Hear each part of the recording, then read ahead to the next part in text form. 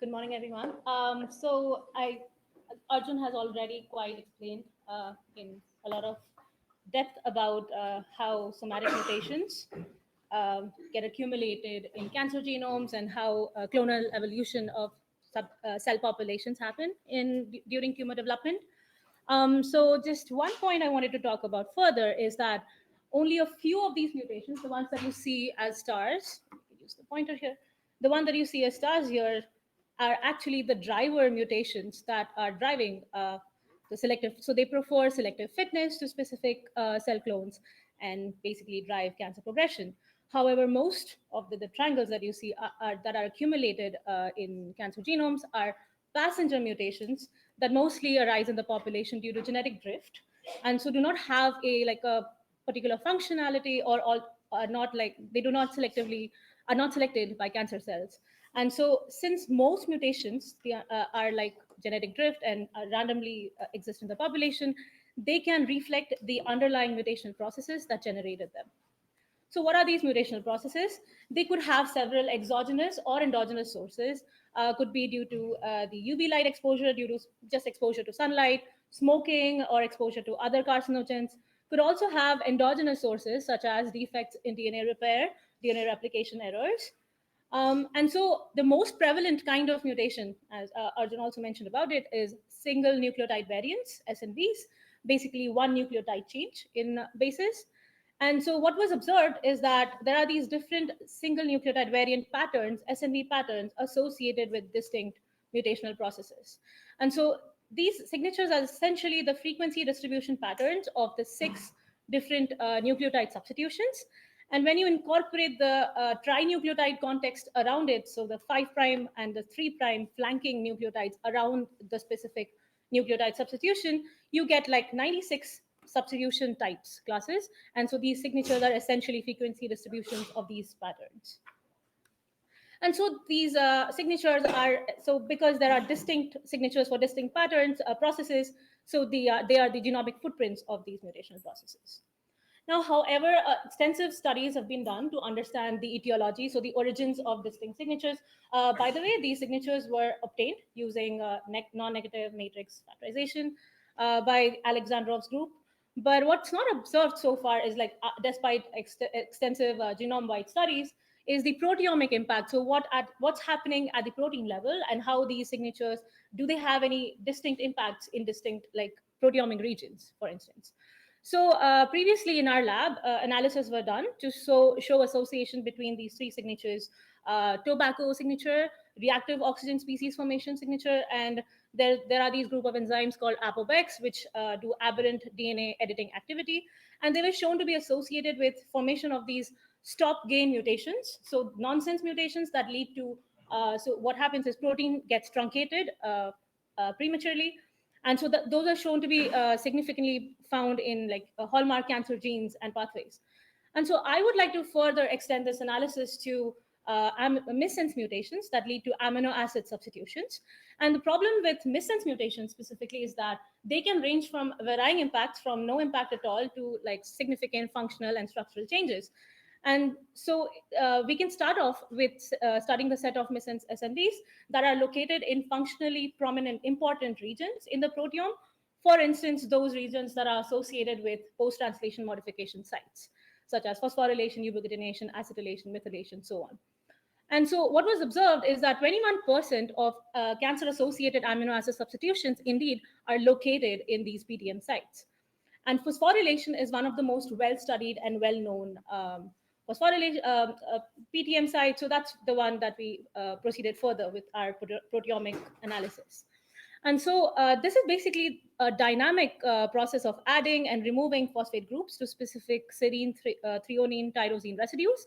And this is orchestrated by several enzymes, and kinases specifically are these phosphorylation writers, and they play key roles in cancer development.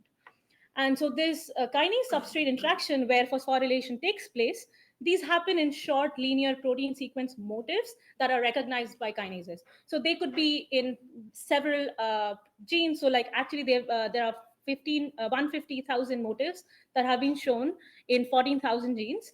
And this whole kinome, the human kinome, comprises essentially of all these motifs as well as 600 kinases. And all of this whole kinome has shown to have crucial role in cellular signaling networks, cell growth, proliferation, and apoptosis. And all of these pathways are crucial in cancer progression.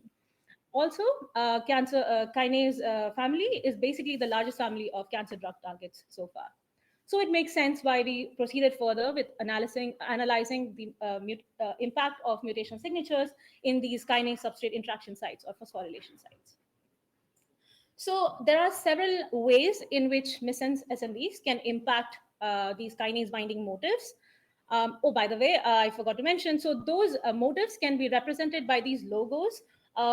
It's called positional weight matrix logos, where the height of the amino acid shows the how conserved or how important is that particular residue for that particular interaction to take place between a particular kinase and a substrate. So these are located in the substrates. And so there are several ways in which missense SNVs can impact these kinase binding motifs, and they can be classified as such. So they could either lead to the direct loss, where the serine, threonine, or tyrosine residue that's actually experimentally known to be phosphorylated gets lost because of a substitution change. Could also have a flank loss where functionally important. So flanking residue, which is important for the interaction to happen, but is not exactly the phosphorylation site, could be lost, and so would also lead to the loss of phosphorylation.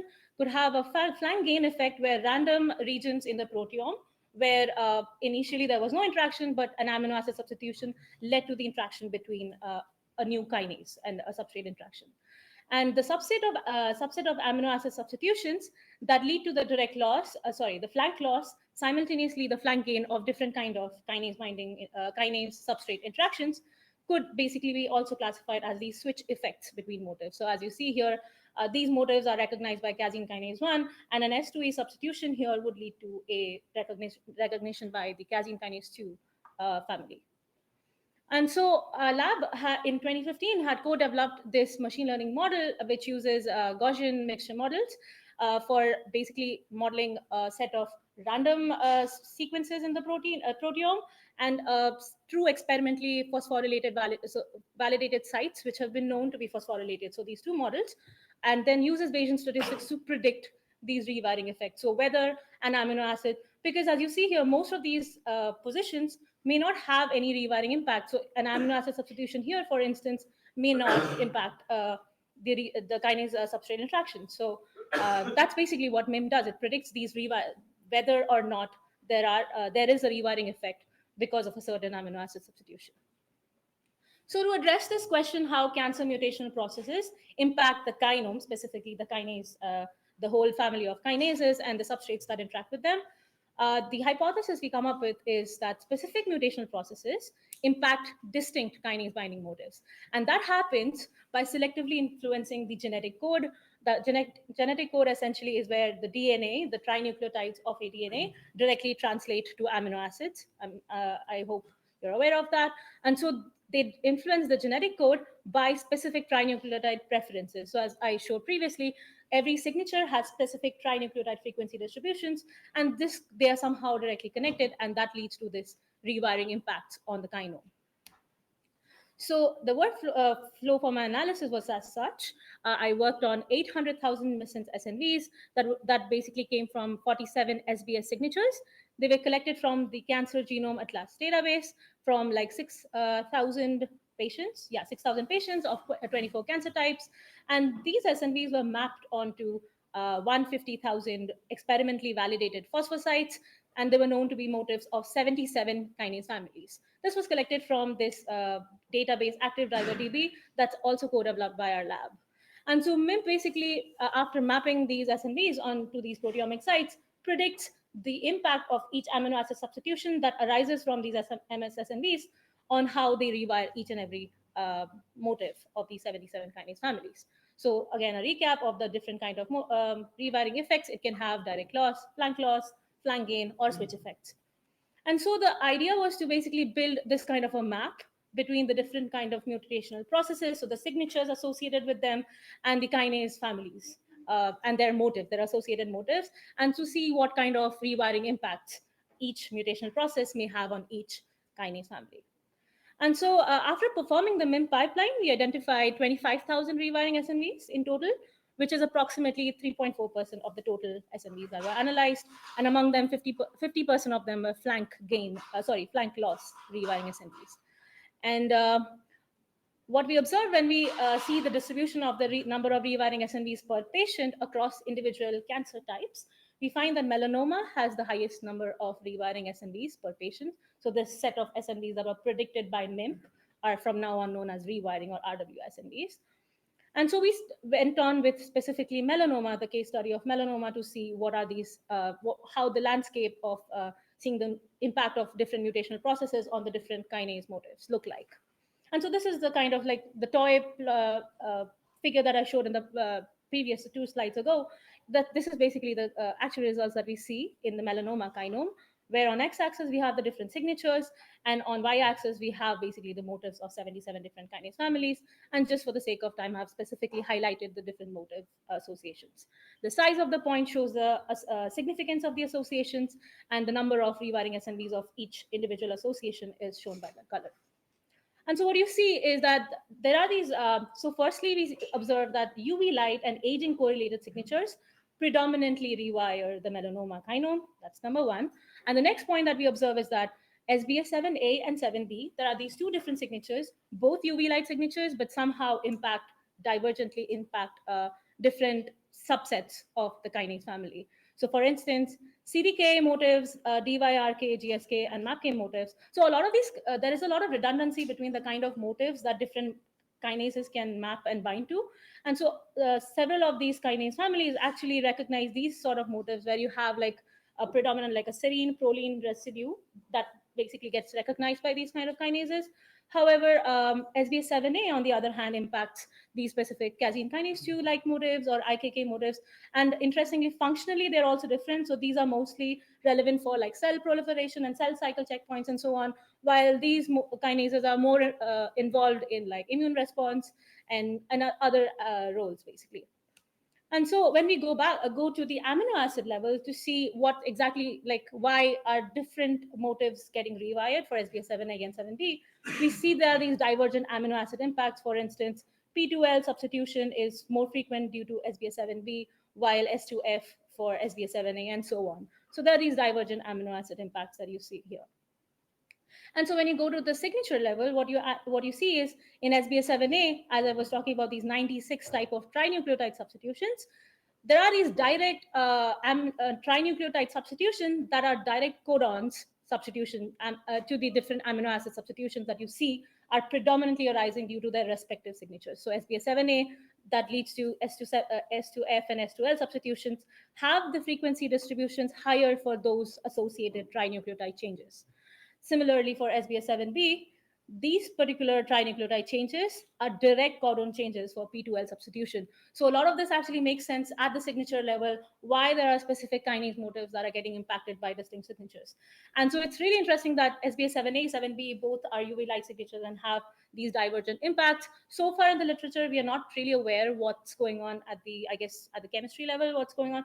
We just are aware that there are these 2 photoproducts that arise, one due to SBS7A, the other due to 7B. We just do not know which is which. And that could be the reason why we have these divergent impacts. And so then also the next step I went further with was to see the enrichment of these rewiring SNVs in specific genes. And BRAF was one of the biggest hit of the enrichment of rewiring SNVs. And what we see here that arises as a highlight is these V600E substitutions. So I should explain this plot better. This is a lolly plot where these rectangles show the domains that are basically the functionally important domains of BRAF. It also itself is a kinase, but we are talking about it in the context of BRAF being a substrate. But this is the kinase domain and so on. And these are the phosphorylation sites over here. So there's several phosphorylation sites on BRAF that are experimentally validated. And the height of the length of the lollipops basically show a specific variants and how frequently are they present in a population. So in the melanoma group of patients. And so we see that V600E substitution is predominantly arising due to UV light signature and aging signature, and is highly present in around 107 patients arising due to the aging signature and 75 signatures arising due to UV light. And so, what MIM predicts essentially the rewiring effect that it predicts is this V to E substitution that leads to the creation of a new motif that gets recognized by polo-like kinase family. And interestingly, in literature, there's a lot of studies that have shown association between kinases of the polo-like kinase family, for instance, and BRAF with this particular substitution. That is, one of them being the expression levels when they are increased for polo-like kinase 1 and 3. In patients who have this particular substitution, they have overall worse survival and also drug resistance to vemurafenib. And so what we are basically offering is a mechanistic explanation to why there are these associations between patients who have the substitution, why they end up having worse overall survival and drug resistance. And then we wanted to see the enrichment and check essentially the functional themes that are associated with the set of rewiring SNVs predicted by MIMP. And we find most of them being, and they are all highlighted with color by the respective cancer types. And what we essentially see is the specific signal transduction pathways, cell cycle points, checkpoints, and apoptosis. And pathways are crucially important in cancer progression, get impacted by these rewiring SNVs. So, for the sake of time, I'd not go so far further, just to say that there are these divergent impacts of 7A and 7B. There are V600E substitutions in BRAF creates these polo-like kinase motifs that may explain drug resistance and worse overall survival. And they are mostly functionally associated with cell cycle progression, signal transduction, apoptosis, and immune response. With that, I'd like to thank my supervisor, Dr. Yuri Raymond, at OICR, and my committee members, and finally, all the members of the Raymond Lab. Thank you.